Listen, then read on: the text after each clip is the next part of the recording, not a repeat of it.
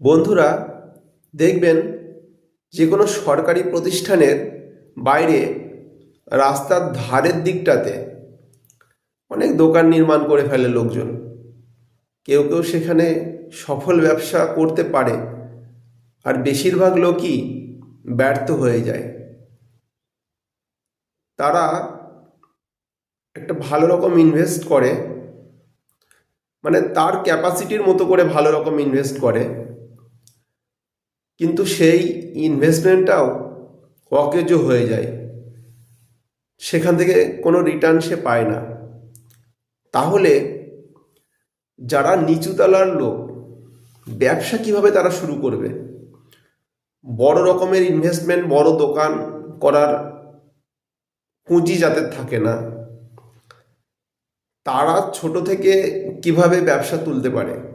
তো নির্দিষ্ট এক জায়গায় দোকান করলে সেখানে যদি আপনার খরিদ্দার না হয়, তাহলে আপনি ওই জায়গা থেকে কোনো ব্যবসা উন্নতি করতে পারবেন না।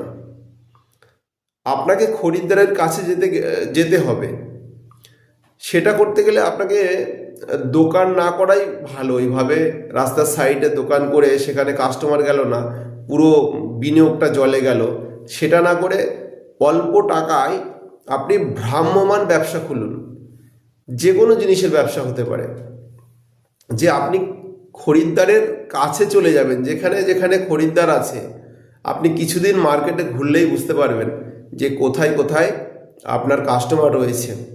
আপনি কাস্টমারের কাছে যান, প্রথমে 1-2 দিন, 4 দিন, 5 দিন তারা ইন্টারেস্টেড হবে না, কিন্তু যখনই দেখবে কেউ বিশ্বস্ত হয়ে গেলে বা কারোর উপর ভরসা হয়ে গেলে, তখন লোকে তার থেকে জিনিসপত্র কেনা শুরু করে। এরকম ব্যবসা করলে পুঁজিটাও কম দরকার হয়, কারণ আপনাকে তো দোকান করতে হচ্ছে না। আপনার দোকান তো ভ্রাম্যমান, সাইকেলে অথবা বাইকে করে আপনি জিনিসপত্র নিয়ে গেলেন, সেখানে আপনার মার্কেটটা অনেক বড় হয়। আপনি 50 কিলোমিটার, 100 কিলোমিটার অবধি চলে যেতে পারেন, মানে এতটা সারাউন্ডিং জায়গাতে আপনি ব্যবসা করতে পারেন। সেখানে আপনার একটা নির্দিষ্ট জায়গাতে দোকানের থেকে এটা অনেক কার্যকারী হয়, এবং পুঁজিও অনেক কম খাটাতে হয়।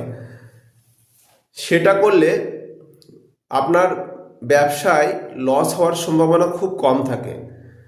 আর এমন নয় যে এটাই আপনাকে চিরদিন করতে হবে। আপনি এইভাবে সফল হয়ে অন্য ব্যবসা খুলে নিতে পারেন।